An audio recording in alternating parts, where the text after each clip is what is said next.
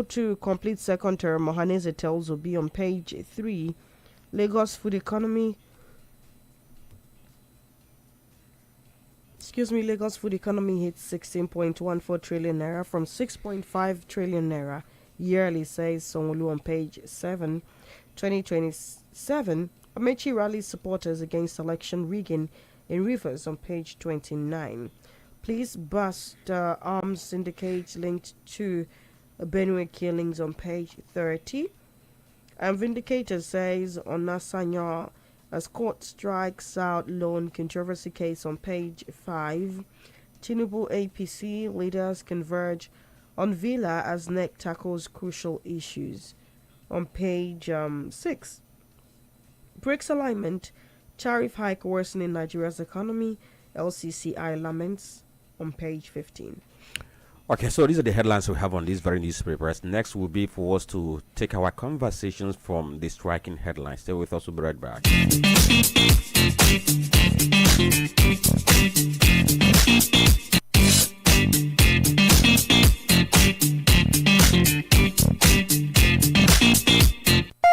You're listening to The Polity. Get involved now. And of course, you are listening to The Polity, and it's time for us to begin the conversation. My name is Franklin and Chisom Chinedu and Dr. Olisa Mbeki. All of us are together this very morning for our conversation on politics. So we begin with what happened yesterday at the Federal High Court sitting in Anambra State Capital. This day, the court dismissed a case brought against the All Progressive Congress APC and its governorship candidate Nicholas Okechukwu over his nomination as the governorship candidate of the party for the November 8th poll. The court dismissed the case as lacking in merit, and one of the contenders for that very primary election, Valentine Ozibo, had opposed the duo over what he described as a faulty process that produced the winner. But in dismissing the suit, the court noted that the Supreme Court in previously decided cases has stressed that the decision of membership for political parties was a prerogative of the particular party. It held that no other person or court has any jurisdiction to choose a candidate for the party. Now, reacting to the verdict, counsel to the APC, Shedrack Ayo, said the court had once again lived up to expectation. Lawyer for Okechukwu, Joseph Mola Matthew, commended the judgment as a clear delivery of justice, noting that the case at been issue had no merit as it was dead on arrival. He noted that it was tried in law that where the National Working Committee of a party had declared a candidate, no member had the jurisdiction to challenge the same. But Ozibo reacted through his legal team led by Mr. Umekalo and the Bath Iguilo. They said, or rather, they saw the ruling as a miscarriage of justice. They had argued that Okachukwu's membership records were fraudulently backdated in breach of the APC constitution and the electoral rules. Then, if there was also a reaction coming from Valentine Ozibo political organization, and later he also spoke. And I just want to take an extract from what Valentine said, so that we can go to the analysis. Now, he said that okay, so he said that what happened yesterday was a sad day for rule of law, following the decision of the court. Don't forget that he was challenging the nomination of Okechukwu on the fact that he wasn't eligible to contest. According to him, his registration wasn't in line with the party constitution and what have you. But at the end of the day, see what the court has done. Now, he said, we came to court armed with the truth, with documents, with testimonies, only to be told that due process no longer matters. That's what he was saying this. And he said, if someone can bypass constitutional requirement through forgery and deceit and still be recognized as a valid candidate, what does that say about the integrity of our democracy? And that brings us to the question. One thing that happened is that his appeal, or rather his case failed. And secondly, he said he's going to explore on whether to go to appeal or not. But it's good news for the APC and Okechukwu. But what I want us to look at now is the substance of what the court said. It's an internal matter of the party. For that reason, it lacks merit. So look at the substance of that. And secondly, this precedent that has been set by the Supreme Court, where Supreme Court says that anything about party affair is an internal matter that court should not dabble into, can we say that it is helping our judicial system? Can we say it's helping our jurisprudence, or whether it has become a snag that parties cannot exploit and perpetuate all manner of things, knowing that once the case goes to court, it's going to be dead on arrival? I think what happened before the Federal High Court sitting in Oka yesterday under the Judge Justice Evelyn Anyadike, for me, was not a miscarriage of justice. It was in line with different Supreme Court rulings. And then if you look at Supreme Court rulings on issue of nomination, we are told, remember, how did Akpabio become a candidate of APC for Akwa Ibom Northeast? He was not part of the first primaries. First primary, in fact, he was contesting presidential election alongside President Bola Ahmed Tinubu and others. So when he stepped down for President Bola Ahmed Tinubu, he came back to his state and to his party. Yes, I don't know, it's like he bought two forms, one for president and one for senatorial district, and the one for president failed. Then one for senatorial district, he dusted it and asked the party to organize fresh primaries for him and him alone, which the party did, even when the party had conducted primaries for senatorial election even before the presidential primaries. And then he was given the ticket. INEC said they wouldn't take it. That's what INEC said, that they would not take it, that they had observed these primaries where candidate was produced, and that candidate that was produced was also submitted to the INEC, which they have also accepted. How can you conduct primary upon primaries without our knowledge, which we did not observe? What did the Supreme Court rule?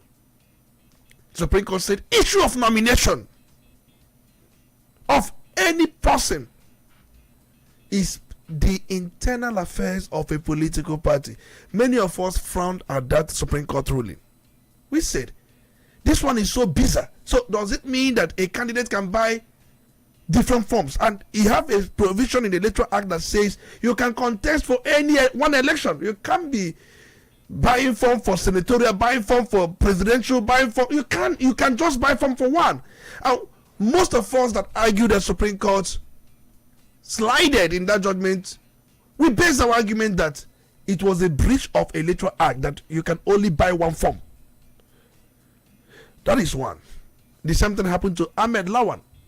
He was there. So we can say that the judgment followed a laid down precedent. Supreme Court judgment, remember, is part of our law. People have forgotten that once Supreme Court rules, it becomes a law.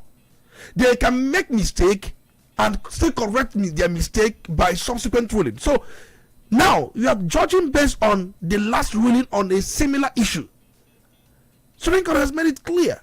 In fact, what Ozibo brought before the court was not what I was thinking he was going to bring before the court. I was thinking he was going to tell the court how he was rigged out, how he wasn't given the space to even go on.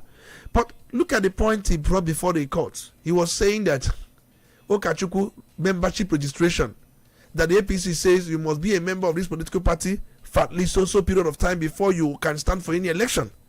He has also forgotten that the party can give a waiver. You can be a member of a political party today. The neck of that political party can decide to give you a waiver for you to stand for the election. He said there were differences in documents, provided. Okay, now the main thing he was saying is that his membership registration was backdated, so that it will form in line with what the party requires according to its law. Who backdated it? The party. See, that's why I said he didn't come to the court with any point. The party decided to backdate it so that he can be eligible. It's a case of giving him a waiver. A party can decide to give anybody a waiver. the neck of that political party. Now, what you go to the court to challenge is whether that waiver was given by the neck or given by another organ not authorized to give the waiver. But getting somebody's membership could be a form of waiver. So that is why Supreme Court says anything, you can't come before a court so that the court will say, Okachukwu is no more the candidate, and make you the candidate. They don't have the jurisdiction to make anybody a candidate. In case of many years back, there have been subsequent judgments of the Supreme Court that corrected Supreme Court ruling of 2027 or thereabouts, 2007, where there was election. And Supreme Court only ruled that PDP won this election. And by records, the candidate of PDP was Chibike Rotimi Amaechi. That's by records.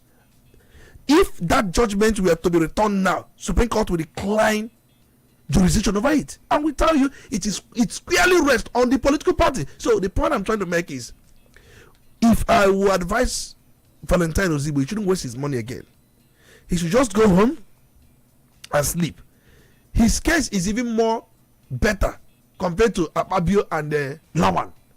He shouldn't go on to spend money on this litigation, giving son. I think he had 2 sons. He must have spent a fortune. And for him to go on appeal, it will be the same thing. For him to go on Supreme, it will be the same thing. That issue of nomination of a candidate, INEC has no role. No court has any role. It is the primary responsibility of a political party. But if you look at section 214 of the Constitution, because sometimes we must put these things in context. If you look at section 285, subsection 14 of the Constitution, it talks about pre-election matter and who is going to bring these pre-election matters. Yes, Valentine Ozigbo is one of the aspirants, so he can bring these matters to the court, as rightly captured by section 285, subsection 14. And if you also go back to Electoral Act, you can quite agree with me that section 84, subsection 14 of the Electoral Act also discloses that if an aspirant feels that the party did not follow the guidelines enlisted for such primaries, that he has the power to go to any federal high court to seek redress. If I'm to read it, section 84, subsection 14 of the Electoral Act says, notwithstanding the provisions of this act or rules of a political party, an aspirant who complains that any of the provisions of this act and the guidelines of a political party have not been complied with in the selection or nomination of a candidate of a political party for election may apply to the Federal High Court for redress. That he has done. But where this provision becomes so weak is based on Supreme Court judgment. Do you know that Supreme Court judgment has more weight than the Electoral Act? Okay, so has more weight. It can even overshadow a clean Electoral Act. Now, Tony, we have been able to establish that based on what we know the law to be, based on judicial precedents, that the judgment was not in any way miscarriage of justice. Yeah. Now, let's look at the other thing, because even Ebutife. Now, do you think that this stance of the Supreme Court, which we have seen on several other cases, do you think it has helped to, strengthen party internal democracy, or it has helped to create more crisis in political parties? Take, for instance, and Labour Party is having crisis because of what the court decided that is an internal party affair. Same thing applies to PDP and some other cases we might want to cite if you go forward. Now, can you say that Supreme Court judgment that party affairs are strict internal matters, has burdened political parties to go about conducting their affairs in the manner they deem fit, knowing that any party member that goes to court to challenge the decision will definitely fail? Is it time for Supreme Court maybe take a review of this precedent and see if this can be reviewed in another dimension? If you ask me that question, I will tell you simply that the Supreme Court's doctrine that courts should not interfere in the internal affairs of political parties, especially in the matter of candidate selection or party leadership, not only in candidate selection but in party leadership, for me is a double-edged sword. It has both strengthened and weakened Nigeria's democracy, depending on the context. If I'm to give you the context of how it has strengthened democracy, one, I will tell you that the Supreme Court affirms that the political parties are voluntary association with the right to govern their internal processes within the limit of the law. So, this principle is key in any democracy. It protects parties from external interference and promotes internal organization, that is respect for party autonomy. I can give you a case in study. If you look at APC versus Marafa in 2019, the Supreme Court ruled that APC failed to conduct valid primaries in Zamfara, though this case resulted in APC losing all seats in the state. It was also a warning that the party internal in Udala has electoral consequences, encouraging better discipline. So it can also reduce judicial overreach. I'm just trying to give you the context where it has strengthened democracy. By limiting court intrusion, the judiciary avoid being used as a political weapon to settle intra-party rivalries. When we say that our judicial system has been compromised, our judiciary seems to dance to the whims and caprices of some. If the Supreme Court has not upheld this doctrine, there are those who can easily have access to who is who in judiciary, and they can get judgment at their whims and caprices. So with that doctrine, whatever journey you have started or you set out to embark, have it in one mind that there is no judicial overreach. The judiciary cannot in any way interfere in party selection, nomination, leadership. So if you want to go and give bribe to anybody, any judge, any court, for any reason, you're wasting your time. So parties can go ahead, break their own rules. I'm coming. I'm saying, hold on. No, I understand where you're coming. I'm just trying to for us to further this conversation. So what that means, parties can go ahead, break their own rules, break their own constitution, because internal party affair, nobody can go to court to challenge. And if you go to court to challenge it, court will validate the shenanigans within the party. I said, if you when you ask the question, I say it's a double-edged sword. It protects and it destroys. So I was trying to give you the context where it protects, and I'm going to give you the context where it destroys. For me, with such doctrine that the internal affairs of a political party, especially in candidate selection or party leadership, solely lies in the party, it shows impunity. That's what it does. It shows impunity. In fact, in many cases, the internal affairs should allows godfathers. We've seen what Odibo is crying for now, and what, if not for this doctrine, the particular AIG that won that senatorial district would have been in the Senate. Possibly if he had won the election, and possibly Ahmed Lawan. Remember, Ahmed Lawan pulled and said, I don't know how to displace somebody who has contested these primaries, won the name submitted by the party, just for a political party to record those who have applied, bought the forms, screened, primaries conducted, winner emerged, name submitted. You record them because of a few godfathers, in this case Ababio and Ahmed Lawan. That is impunity, rascality. For me, it has nothing to do with any party internal democracy, and it undermines it. So it's important. But if you ask me what should be the case, there should be a middle ground, an ideal middle ground.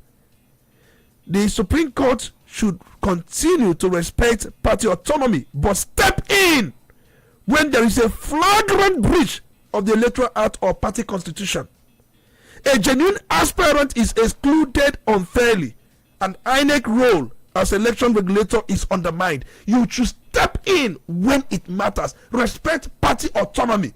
But when there is an obvious impunity, don't stand on that doctrine of non-interference of court on these issues, either selection or candidate emergence of leadership. You must step in when there is need.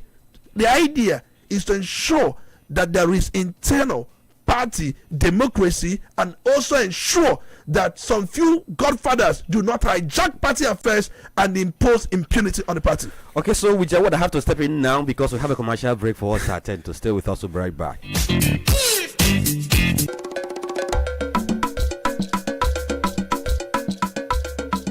Udala Radio 104.7 FM. Seriously authentic.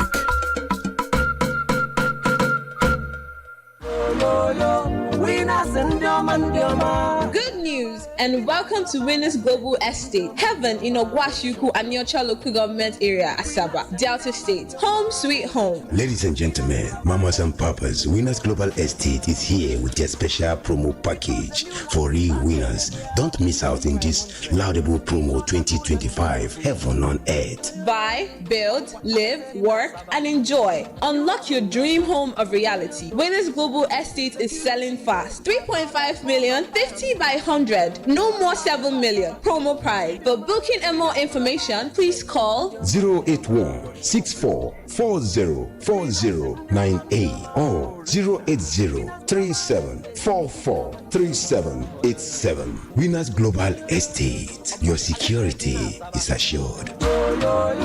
Winners and Winners Global Estate. Your quality bread, Wendy's bread, for your family breakfast. Wendy's bread, our package and the yellow. Wendy's bread, mama papa they like Wendy's bread, na chicha nenyandu. Wendy's bread, even children they like Wendy's bread, Wendy's bread, Ninta. Wendy's bread, you get it better tasty, we go sweet your belly. Wendy's bread, Wendy's Wendy's bread, champion. Wendy's bread, your tasty bread. You can contact us on our official address, Second Business Park, Enugu Road, GRA, beside FM Onitsha, Anambra State. We also have another branch at St. Michael Plaza at Tandy Road. Also contact us on 070-1149-1571. Wendy's bread, your tasty bread. Wendy's bread. You're listening to Udala Radio 104.7 FM. Seriously authentic.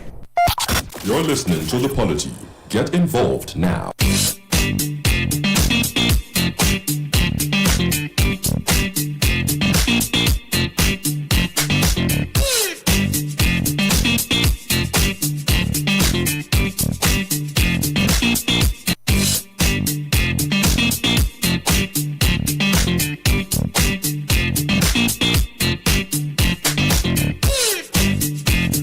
Okay, thank you for staying tuned to Udala Radio 104.7 FM. You are listening to The Polity, Thursday edition of this very show, this 24th day of July 2025. My name is Franklin and Chisom is here. Likewise, Olisa Mbeki, and all of us, we have been looking at the some of the headlines we read out from the various newspapers who brought you this very morning. And we were just talking about, the outcome of that very court case, which was filed by Valentine Zebo, who was an aspirant for Anambra governorship election under APC.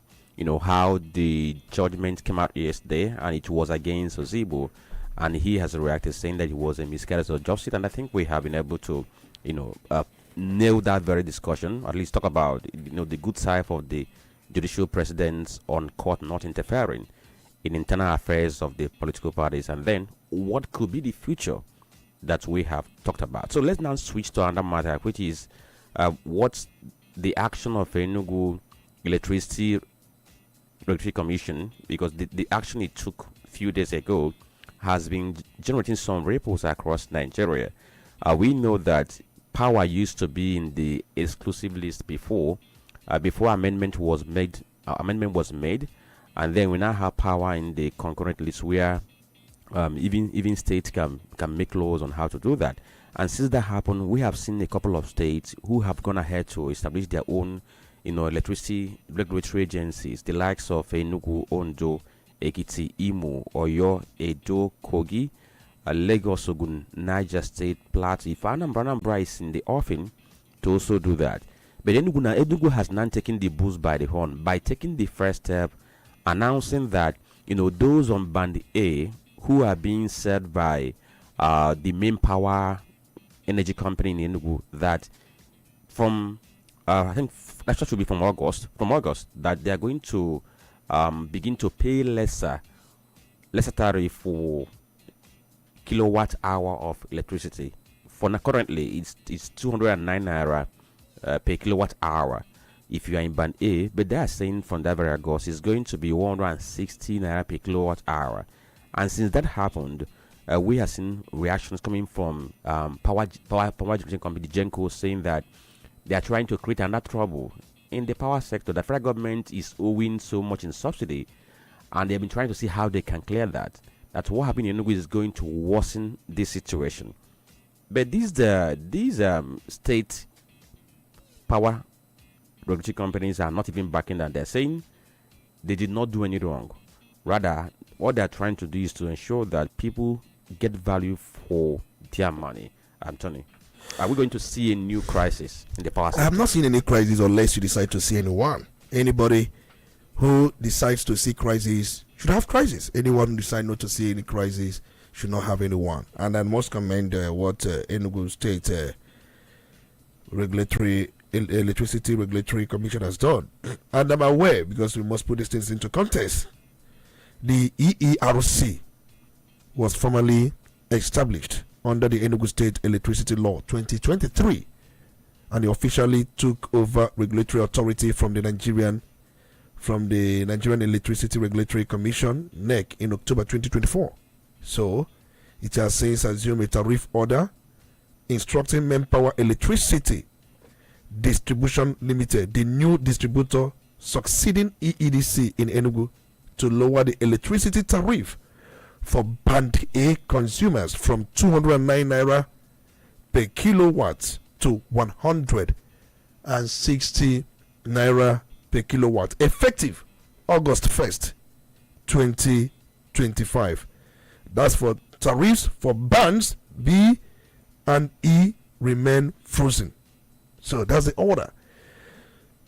But then you ask them, why did you cut the price, or why the price cut was even ordered in the first instance?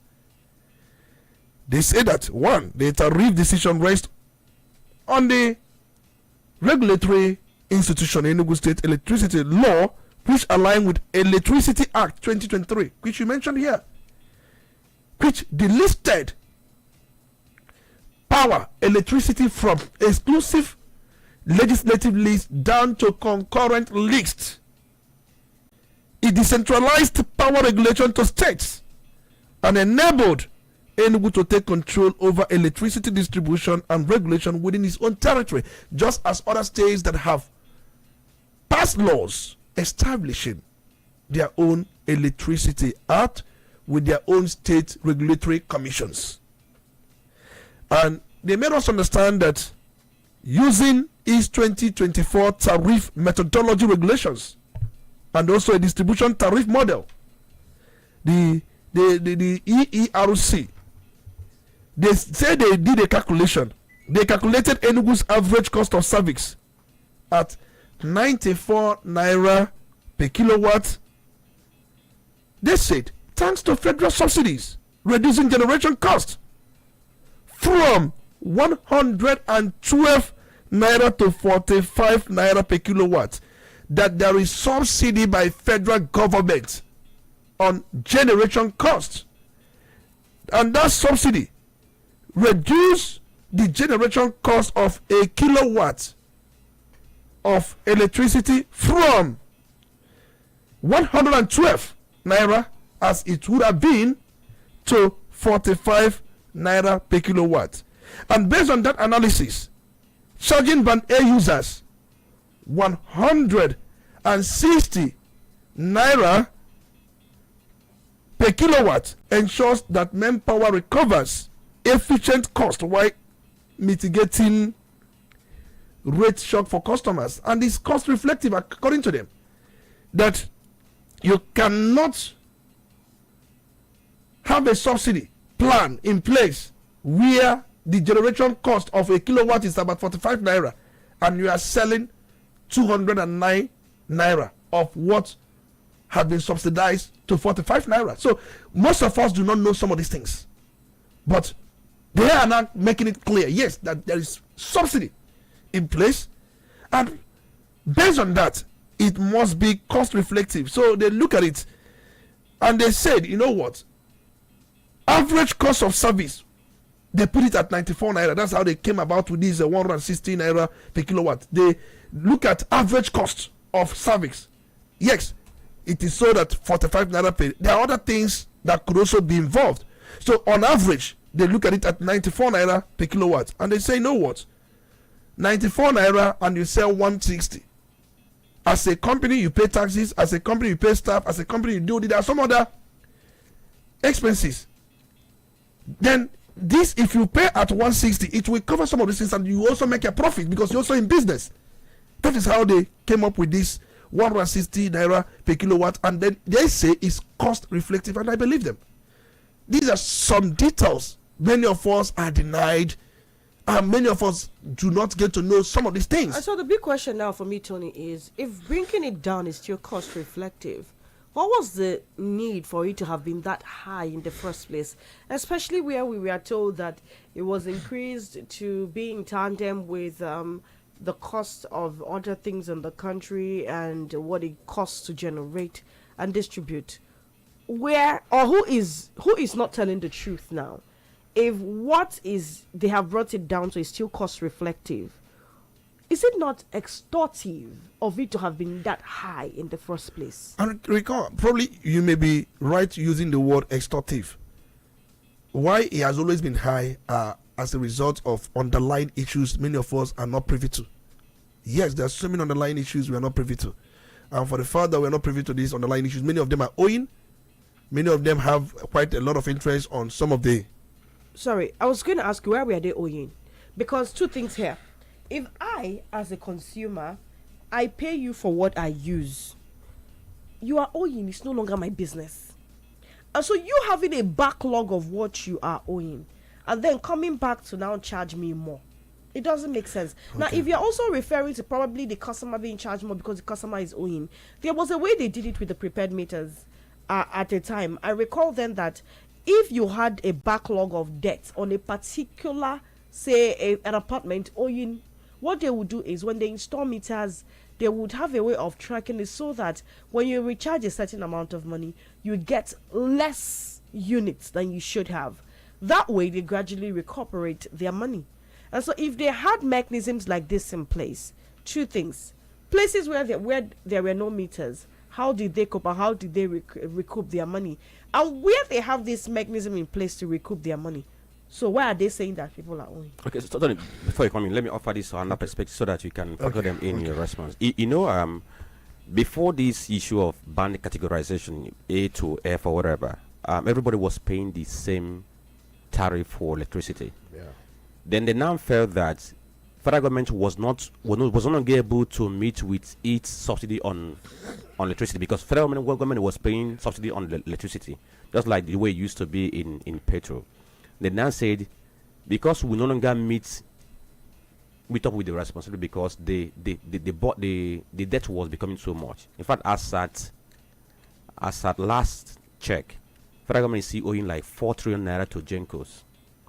Now, they now decided to create this very category. If you're enjoying power up to 18, 19 hours, 20 hours in a day, you go to band A, then you begin to pay the cost or reflected tariff. You begin to pay the actual supposed to pay. No subsidy on band A. Then from band B down, government still pays subsidy. They said they are going to do this to help them reduce the backlog of areas they owe Genco. Because Genco at a point in time said they are going to shut down because they no longer have money to continue to produce. Now government said we can no longer fund this. So let those who enjoy the power now begin to pay whatever they call the cost reflective tariff. How they arrive at it is a different kettle of fish. No, so now we are at this very crossroad now. The EERS is saying we factored in all the methodologies and it still came down. To arrive at this, and it came down. But power gencos are saying if you are going to do this, of course, if the government fails to meet up with the responsibility of paying the subsidy, we will be stuck. We won't have money to produce more. And sorry, Tony, I'm sorry, before you ask, I also want to ask a question. When you talk about subsidies, you're not captured in the budget of the year. So what happens to what you captured in the budget? Please make it make sense, Tony. I think these questions are valid, because if you look at the argument of the electricity players or the industry players and even the NEC, the Nigerian Electricity Regulatory Commission, many of them are not happy with what Enugu State Electricity Regulatory Commission has instructed. And then questions are coming, why are they not happy? But Enugu State has said it is cost reflective. Then the other industry players are saying that's not cost reflective. And we have asked questions, why is it so? There are arrears, there are debts that have not been paid to these consumers. And you rightly asked, why then do you shift the burden of debt to someone else? If federal government is owing subsidy, why don't you hold federal government responsible? I'm aware that there is massive federal subsidy fund power sector. In fact, NEC reports that Nigeria incurred a staggering about 1.94 trillion naira in electricity subsidy cost in 2024 alone. That's a staggering amount, around 62.2% of the total MBET invoice. So that tells a lot. One, that very sector has been liberalized in Enugu. In fact, another distribution company can as well come in there. We still have monopoly, and it's still against the Electricity Act of 2023, the national one, and also the Enugu State Electricity Law, because the state owned is called law, the national owned is called act. So we can always differentiate the two. So the 2023 Electricity Act has liberalized this industry. So a state can have as many distributors, as many generating companies, as many transmission companies. But there is still subsidy on generation. There is no subsidy on transmission. And I'm not aware of any subsidy on distribution. So there is still on generation. So the idea, the Enugu State Electricity Regulatory Commission has done their calculation and found that Manpower is the distributing company. Where they buy power, they can buy from any generating company. They can buy from any Genco.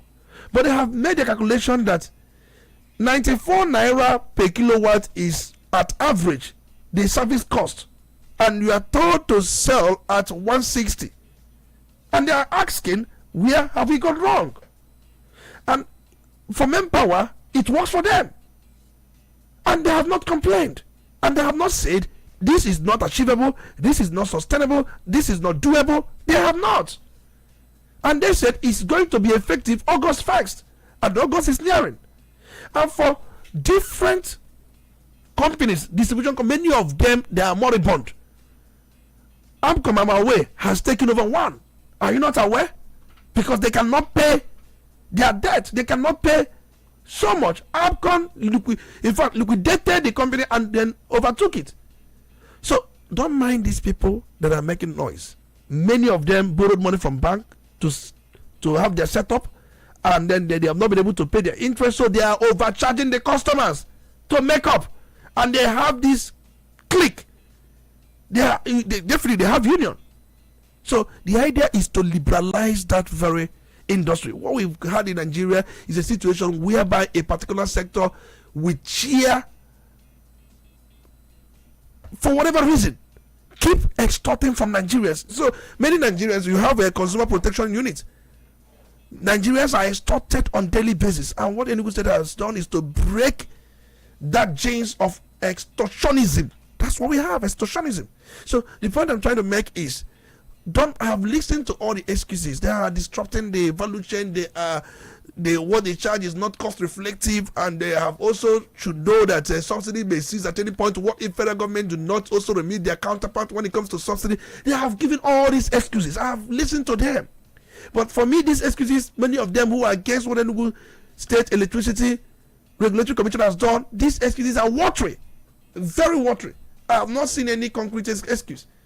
So it is expected. They have now done something of this nature. The idea is to bring healthy competition, because healthy competition drives down the price. That is why in United States of America you have antitrust law, where a particular company cannot monopolize a sector.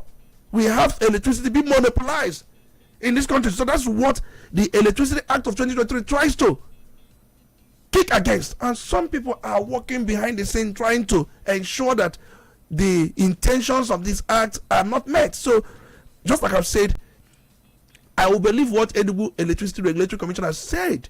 That is cost reflective as against what other industry players are saying, because they want to continue to do what they are doing.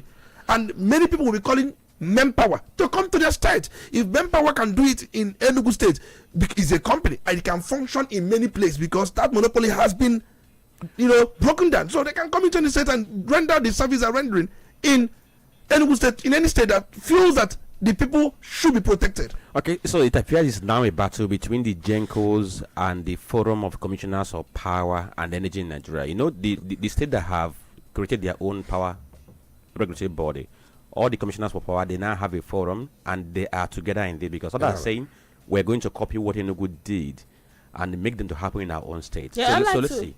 I'd like to also point out that this is one system I am seeing being very people-centric.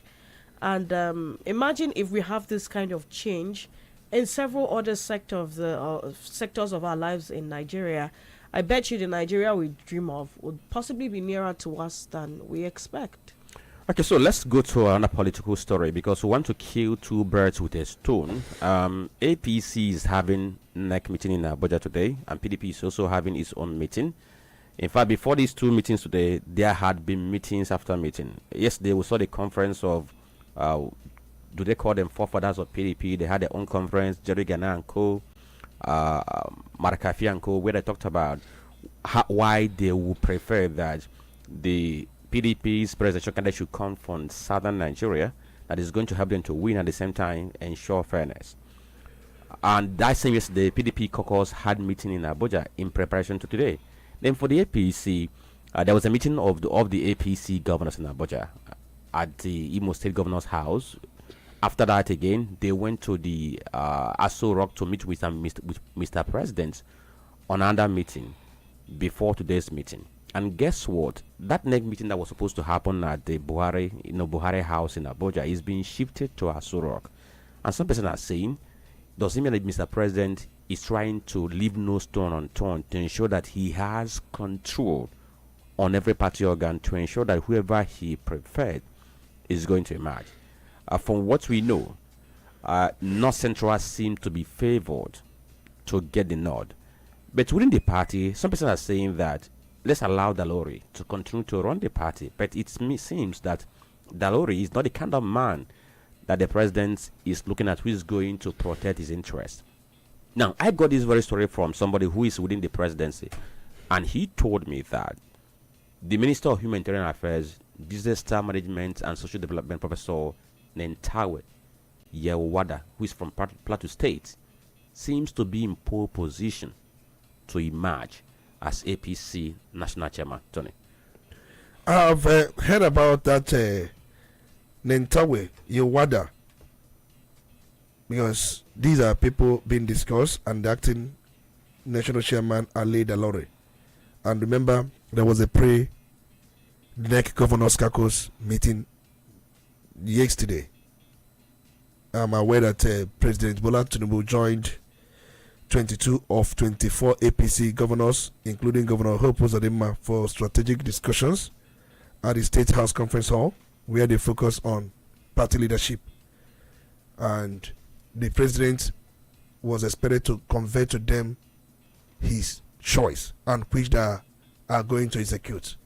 And in that meeting of yesterday, I'm also aware that President Bola Tinubu has communicated his preferred candidate to the governors of APC. They were 22 in number out of 24, because APC has about 24 governors now. So they were 22 who were in attendance, and the president has conveyed his preferred candidate to them. So it's left for them to ensure the execution of that person. And these governors have been, having tight lips nobody has communicated or said anything about the preferred choice of the president. And some rumors have it that it could be Nentawa Yuwadata. You mentioned, and I've heard those who said it could favor the Lori, but Tanko Amakora is still there. Remember, he's of CPC block. Has Mr. President confidence in him? We don't know, but the odds seem to favor Nantewa Yetoda. But anything can happen in politics. So they have had their pre-conference meeting. So when you say the idea of shifting the venue of the meeting, maybe to ensure the president can have a grip control wherever the meeting holds. The governors, they are just his puppets. He instructs them whom he wants, and they go on to ensure that the message or the whatever Mr. President wants is executed to the letter. He's the national leader of the party.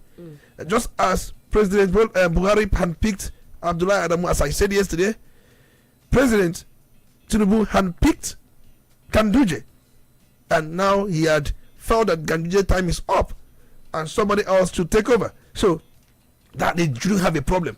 Mr. President has communicated his preferred choice, just that they are not talking. They don't want to tell us. We'll see the outcome of that by the end of the meeting today. So for PDP that had foundation fathers or foundation members of the party, I saw Ahmed Makarafi, as you said, I saw Jerry Gada, and I saw many of them.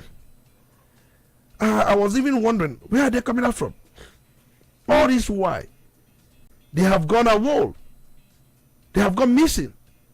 The truth remains that PDP is dead, and many of them don't want to believe it. I listened to Mrs. Anini,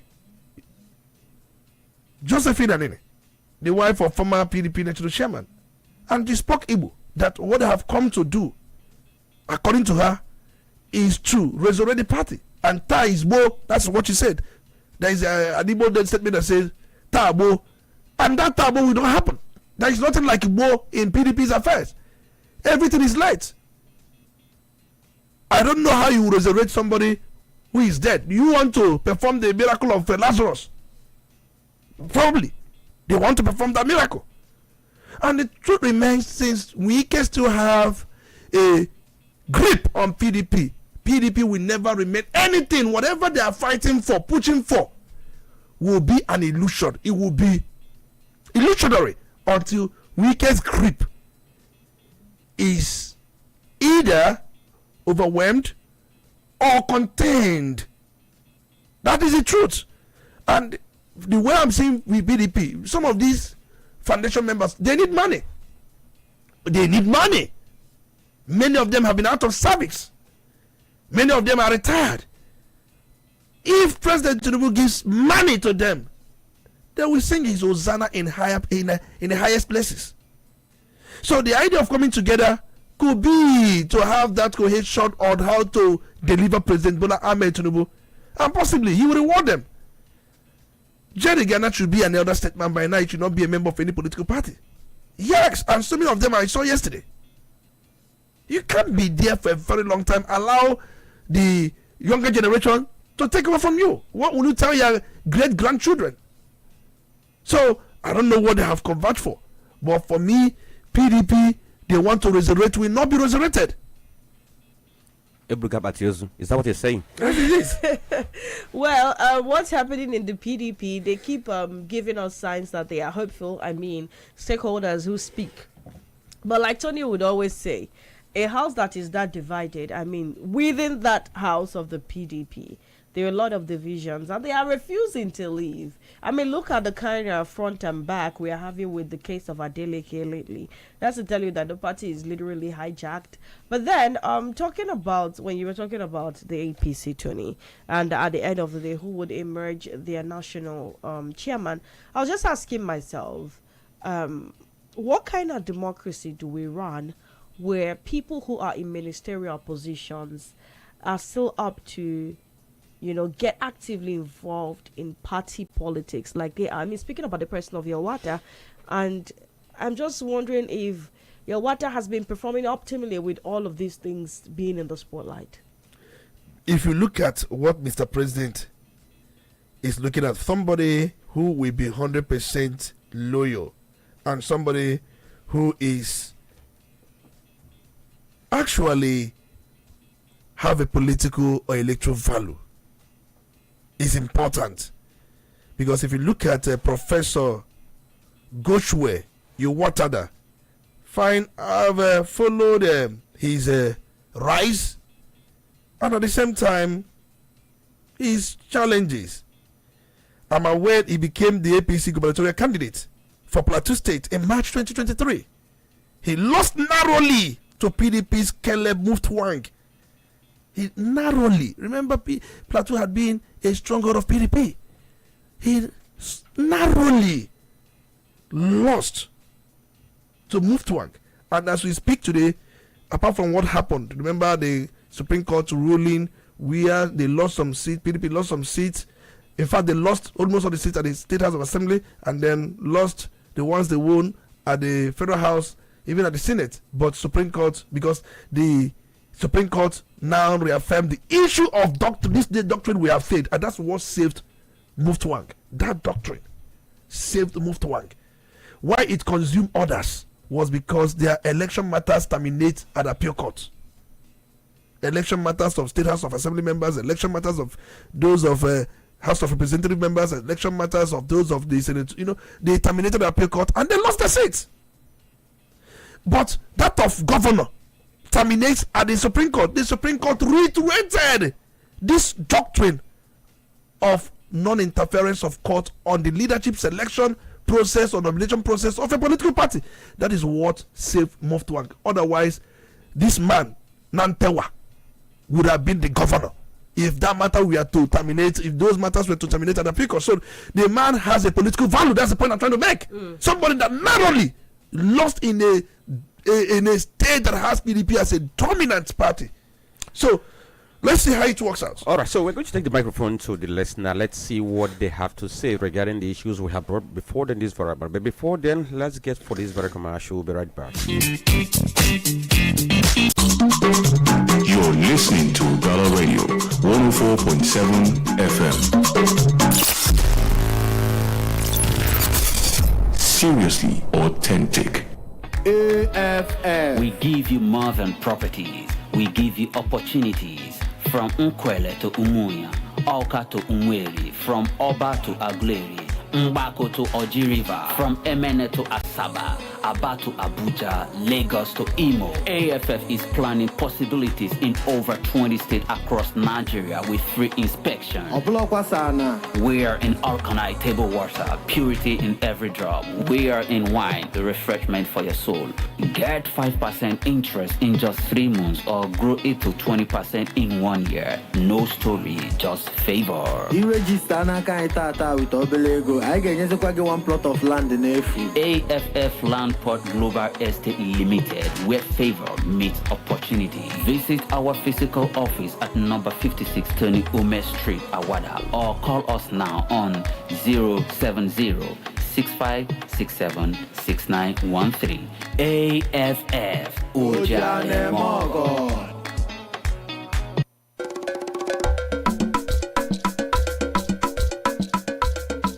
Udala Radio 104.7 FM. Seriously authentic. You're listening to The Polity. Get involved now.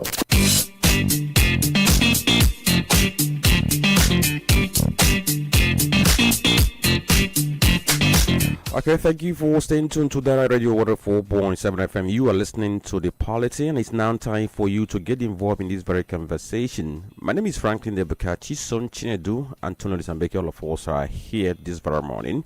0803-221-6973 or 0803-827-6694. Good morning.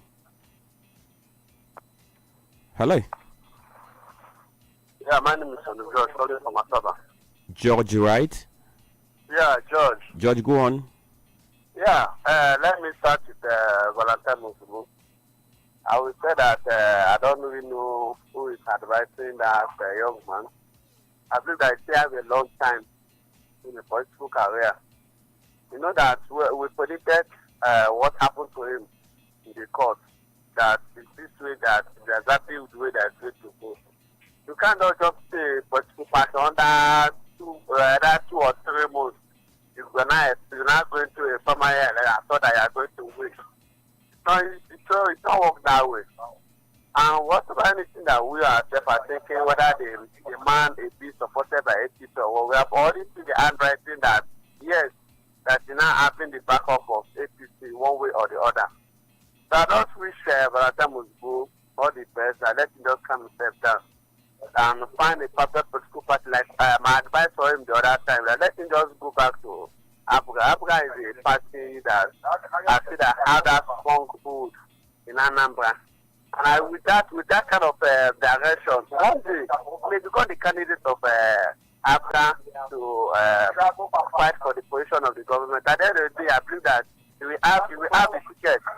A young man that have all the time to at least to do the stewardship for Abuga for now.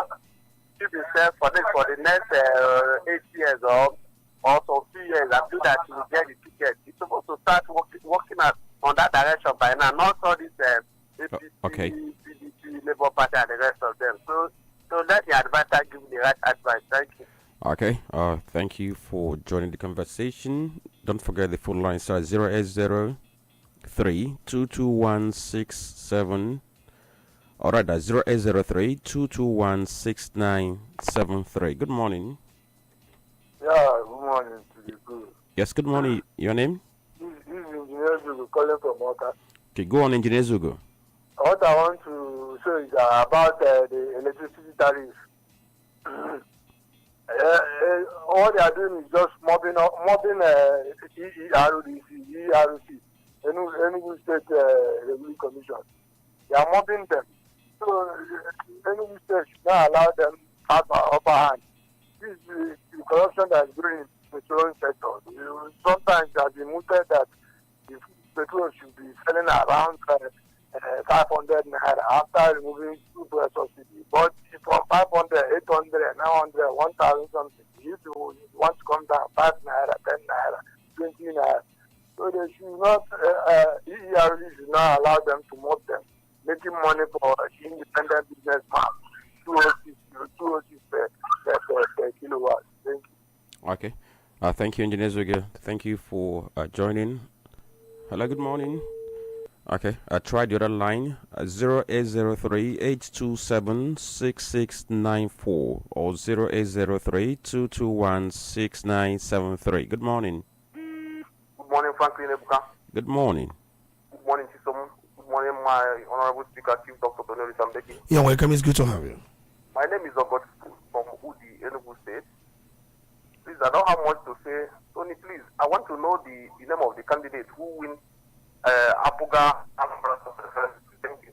No, could you repeat that question? Because did you get that? Okay, because he said he wanted to know the name of the Abuga candidate for a certain area. We didn't get that well. So we might not be able to provide the answer you are looking for. 0803-221-6973 or 0803-827-6694. Hello, good morning. Hello. Okay, so I think he's not ready for us. You're not ready for us. Please try, if you are calling in, just pay attention so that when we pick your call, you'll be able to communicate with us, okay? All right, don't forget we are live on our Facebook page, Udala Radio 104.7 FM. I get on that very page. Let's talk. Good morning. Hello. Hello, good morning. Okay, I don't know whether he's in the market, trying to get money from somebody, because I think it's the same person that called again and he wasn't saying anything. Okay, so I think one of the phone lines is faulty at this moment. We're trying to resolve that. Hello, good morning. Hello, good morning. Yes, good morning. Your name? My name is Amechi Samson. Okay, from where? I'm calling you from Asaba. All right, so can you be more audible? Can you hear me now? Go on, sir. Okay. Olisa Mbeki, I greet you. You're welcome. Okay. You are now in Udala FM. I used to know you when you were at Edenibo. I I heard when you were explaining the course that you went for organized by INEC and what INEC said. NBC. Okay. When they highlighted about fair analysis, fair judgment by influencers like you, who everybody listens to their voice, and based on what we hear you say, that is what we shape, what most people who are contributing to this program will say. But to be honest, sometimes you come to that studio and you throw professionalism away. Okay. I've tried to call in the past 2 days. Hello. And in all honesty, listening to your analysis, you know I've always been against it for all the while, even when you were sustainable. We tune in to listen to professional analysis. Hello. And not you coming to use the platform to attack individuals. All right, thank you. Okay, thank you. I think we have taken note of your concern. Tony, do you want to say anything? I think he's mumbling anyway. You know, when I think this is a person that once called in, and then when we told him about Natasha related case, we are here to pontificate truth. We are not going to say things that will suit you or things you will like. All right. We are here to say things that are justifiable. All right, hold on. Hello, good morning. Hello, good morning. Yes, good morning, your name? I'm Chisom. I'm calling from Onitsha. Chisom, go on. Yeah, I want to speak on electricity something. Yes, you have the floor. So, but the question, I want to ask a question. Okay. Hello? Yes, go on, sir. We can hear you. I want to ask a question. My question goes like this.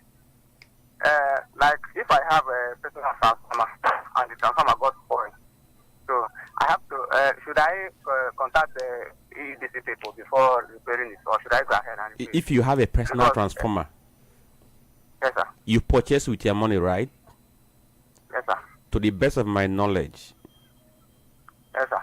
To the best of my knowledge, anything that concerns electricity, like transformer, whatever you have, if anything happens to it, you will still contact them. And let me also add to that, because that's not what we are discussing. But then, if you have a personal transformer, you call it private, not personal. Private transformer. That's the word. Private transformer. If you have private transformer, remember it belongs to EEDC.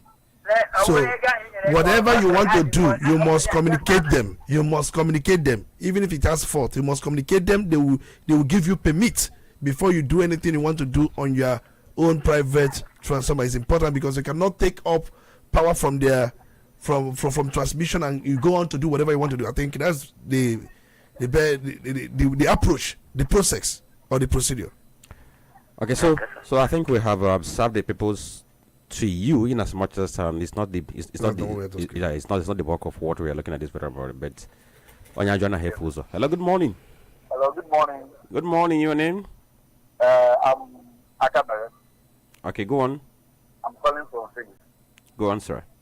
Okay, my speaker, I'm happy with you because the way you are explaining things here. I've said it severally that you educate us on daily basis. So I'm happy with you and I'm grateful for all of you there in the studio. So I want to just talk on this EEDC. What I want to say is to see what this thing they are doing. They are doing just jamboree. What they are doing is like what Dangote is doing. You know, removing price today, increasing it tomorrow. What they are doing this is for us to think that they are for us. Because I remember what happened when in Fegi, there was a time this NEPA holding, they came to us, they said that the money we have been paying, that they owe us. So they said now, if we want to pay any money, we should bring any amount, even if it is 500, we should just bring it because they owe us so that they will be minusing the money after everything. We paid it like for months. Before you know what happened, they came again, they brought heavy bill. We asked questions. They said because we didn't pay for some of the months that are passed. You see this thing they are doing? They are I don't believe anything is working in this nation, Nigeria. So all these things that they just want to confuse people, telling all they want to reduce it. Oh no, thank God for those who are using prepared meter. But if you see this estimated bill, those who are using estimated bill, if you see the way they are suffering, all right, you will pity for them. All right, thank you. Thank you. So, Tony, I don't know if anything has leaked. If you check about 4 newspapers now, they have stories that the Minister for Humanitarian, the one we just talked about, has emerged as APC National Chairman. So I don't know if anything leaked from last night's meeting. Let's take this very call. Hello, good morning. Hello, good morning, Franklin. Yes, good morning. Your name? Dr. Tony, good morning. You're welcome. It's good to have you. This is Ebuka from here. Go on, sir. You see, this system, by the judiciary, when people having problem in their party about who will be the candidate, or problem from their primary election, or problem who will be the secretary, whenever it comes to court, and court will say, this is a party's affair or party family affair. You people should go back and bring someone. I think that thing has become R1. If you really want peace in this country, you don't need, as a judge, to say something like that. At least every party has their constitution. If I'm a judge today, and that type of case comes to my court, and I will sit over the case, I will ask you, the party, bring me your constitution. Then I will now give the verdict according to your constitution, your party. This is the person who will be the secretary. Simple, that's the truth. Because those parties, they have a constitution. But for you to refer them back is to put more fuel in the fire, and that is the run. So tell us, if you want to work in my company, you will learn how I operate. So APC never will get him, but they want to teach him their own methods. So, but I'm serious Ozugbo and his way of doing things as a member of APOGA. That is the party that suits him. The APC, they are coaching him so that he will be smart like them. Thank you. Thank you. Thank you. Okay, so we have to go for this commercial break. Once we return, we wrap up with the post on our Facebook page. Stay with us. We'll be right back. Udala Radio 104.7 FM. Seriously authentic.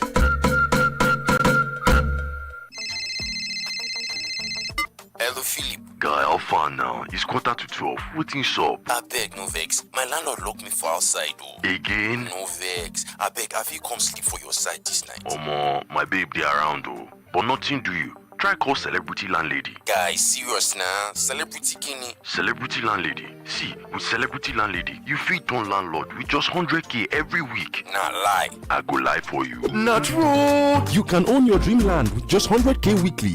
Yes, with Celebrity Landlady Save to Buy plan, that property where you dream of fit be your own just like that. Oh, a Save to Buy plan allows you to pay for your dream land instrumentally, easy, flexible, and all yours. A Save to Buy plan is convenient and safe. Start now and become a proud property owner in top locations like Otulu Asaba, behind Ogwashuku Polytechnic, Admiralty Drive, Ibusa, and Isela Asaba. For more information, call us now on 0701 018 8042 or 0903 844 9351. Celebrity Landlady, turning you into a proud homeowner. Udala Radio 104.7 FM. Seriously authentic.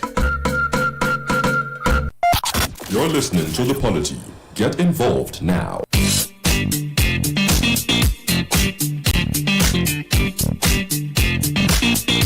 Okay, thank you once more for always staying tuned to the Radio 104.7 FM, listening to The Polity. So let's go to our Facebook page and acknowledge the post you have there. All right, Bechio B says, I love what Ebuka did. The Apuga should work together for the progress of their party. Henry Elu, is Akpabio under any immunity? I thought that immunity is only for president and vice president and their state counterparts. I believe a petition should be signed against Akpabio on his abuse of office. Chukudi Joshua says, please, being a national party chairman, is it bigger than being a minister? Clarify us. I'm the largest of the office. Definitely, I will clarify. You come on, by nomenclature. It's about Ife Dinife, if you get it. Ma Lebara says, we all need to join this ADC coalition to save Nigeria that is at the brink of a collapse. Now it's time to rescue our democracy that is in clutches. We cannot be watching and allow these leaders destroy our hard-earned democracy. It is no longer a government of the people, by the people, and for the people. Nigeria must not continue to be a laughing stock to the Committee of Nations. What has come over Dati? Has he been bought over? It is P2B or never. And Fako C, he says, about massive defections from Party A to Party B. Well, unless we make decisions from the party that gave one the mandate to lead the people, a serious and punishable offense in Nigeria, the crop of political jobbers and food is ready. Polythethians will never take the work of governance seriously. Okay, thank you very much. Okay, so Tony, we have to wrap up now. I'm going to raise a couple of things, but we don't have time to talk about them. One is, what happened to Adeleke. I don't know. Obozoso, Obolano, Ajoleaju. I don't know what actually happened. Why he didn't perfect his move to the APC. He planned it, but this time around now, all the Zika Onyo Joko go more because he's in PDP, and he said we are adopting Tinubu as our presidential candidate in 2027. Maybe he's copied from Wike. And then you now look at the Baba Ahmed issue. Last time we talked about it here, and he was on TV. He said that P2B was aware that he was going for that very meeting to reconcile the warring factions. And then we have a pending question. National chairman, no money and the others. So we have to use this to wrap up, Tony. I think when you talk about the first issue about Adeleke, why Adeleke seem not to be accepted in APC fold is purely because of Oyetola. And then Adeboyega Oyetola is a brother to President Bola Tinubu, and he has just done one term, and he wants to complete the second term. And from the look of things, APC seems to have adopted him time before now as their candidate, even before the whistle of that election is to be blown. So if Adeleke comes now, what it means that he's going to dislodge Adeboyega Oyetola, who is the Minister of Marine Economy, and which many party faithfuls and those who are around the president will not also allow. So it's a common sense to tell Adeleke why you accept what you will be preaching to Mr. President is let him be neutral during that election. Let you slug it out with Mr. President brother. If you are popular, you are dancing governor. Yes, you won him in the last election. So can you repeat that? Pray that Mr. President ensures that the election goes free and fair. But as to come into APC and becomes a candidate and then put Oyetola, who is a brother to the president, out, is not possible. That is his own case. Now, from the look of things, just like we are saying here, from the multiple sources, Nantewa Yotodwa has emerged as the APC national chairman, even before the meeting is to be held. So it was what the president communicated to them last night. He's the Minister of Humanitarian Affairs and Poverty Reduction. So we've talked much about him, and then from the look of things, he will be confirmed by the NEC. So what NEC is going to do is to be a coronation of his acting national chairmanship. So they will coronate him during that period. And then there's another thing you raised, if I can get that. Baba Ahmed. And then somebody saying that P2B was aware that he went for that reconciliation meeting with Abure faction. And then he has gone to Abure faction, he has joined them, but P2B is saying he's not aware, and he's saying P2B is aware. So the question is, who is speaking the truth, or who do we believe? He said that the person who reacted first was Tanko. Yes. The Tanko Yunusa might not be in the know of the conversation he had with before Tanko Yunusa make any reply. He confirmed from his principal. You can't just make certain reactions on behalf of your principal without getting his brief. But you know one thing. Yes. For the brand of Polity to be plays, for anybody who knows him very, very well, I think that he was aware. He may be aware. For that Ahmed to have come to public and to come out in the national television to say he brief P2B about it. Possibly he's aware. And finally, somebody said something about a minister and the national chairman. Which one is bigger? Please, my dear, the position of national chairman of a ruling party is bigger than ministerial appointment by any measure. They are not the same. In fact, if there is any convergence based on protocol, some ministers are just mentioned. They won't be given a high seat where the president is. You said of a ruling party, right? So when the party is not ruling, a minister is bigger than the party. If the party is not in power, a minister has budget and responsibilities. So for a ruling party, for me, I'm just the national chairman of any ruling party is higher than a minister. But when it's not a ruling party, maybe minister comes higher. So if you didn't have it fair, that's all about. Because if you look at national Damago now, if you gave him ministerial position, he will accept because PDP is not in power. Okay, so on that very note, Somi. I mean, that's pretty much for me. I would always ask us to be better Nigerians. The Nigeria we desire is all of us, all of our work to do. How is it said? We all have work to do to get this Nigeria that we desire. So do the right thing. Okay, so for us here, we thank you for always being there for us. We appreciate all the input you do make. My name is Franklin and Ebuka. Stay tuned to Udala Radio 104.7 FM. No, I could get lost